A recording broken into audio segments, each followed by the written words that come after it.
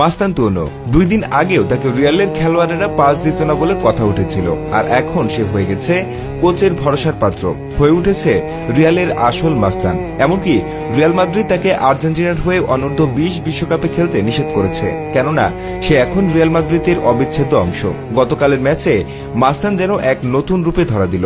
দলের হয়ে সবচেয়ে বেশি ডুয়েল জেতা এবং সর্বাধিক ড্রিবল সম্পন্ন করা খেলোয়াড় ছিল সে। গোল কিংবা অ্যাসিস্টের মতো চোখে পড়ার মতো কোনো কিছু না করলেও মাঠের ভেতরে তার প্রভাব ছিল স্পষ্ট। এটি প্রমাণ করে মাস্তান কত দ্রুত নিজের খেলা উন্নত করছে।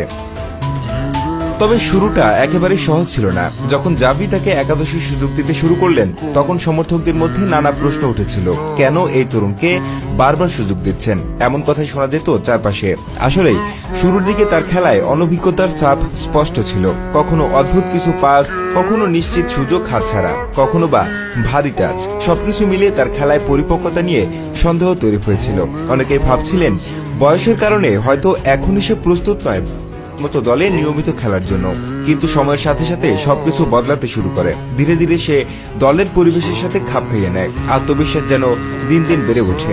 আর এই জায়গায় কোচ জাভির অবদান অমূল্য। তিনি সমর্থন দিয়েছেন, ভরসা রেখেছেন, চাপের মুহূর্তেও মাস্তানকে ভেঙে পড়তে দেননি। তরুণ খেলোয়াড় হিসেবে এই মানসিক সমর্থনই তাকে আত্মবিশ্বাসী করে তুলেছে।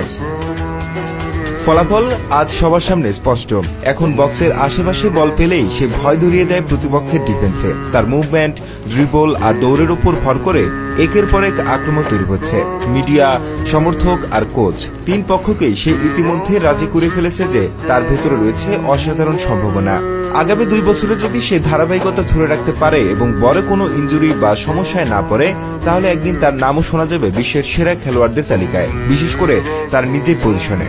আজকের ম্যাচে একটু স্ট্যাট দেখি কেমন ছিল মাস্তানতুয়ানো। Franco Mastantuono versus এসপানোল।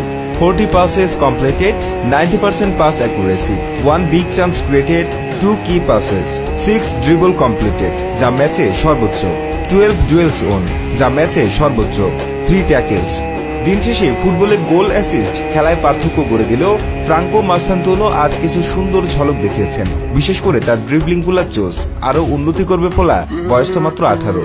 তবে একটা আক্ষেপ থেকে যাচ্ছে, আর সেটা হলো মাস্তানতুয়ানোর গোল না পাওয়া। আশা করা যাচ্ছে যেভাবে খেলে যাচ্ছে, যদি এই ফর্ম ধরে রাখতে পারে তাহলে খুব দ্রুতই সে তার ফর্ম ফিরে পাবে এবং গোলও করতে পারবে। তার পটেনশিয়ালটি নিয়ে কারো সন্দেহ নাই।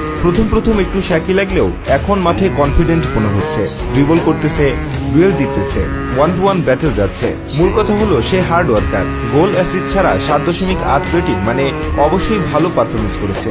এখন একটা গোল পেয়ে গেলে তার পুরোপুরি কনফিডেন্স ফিরে পাবে।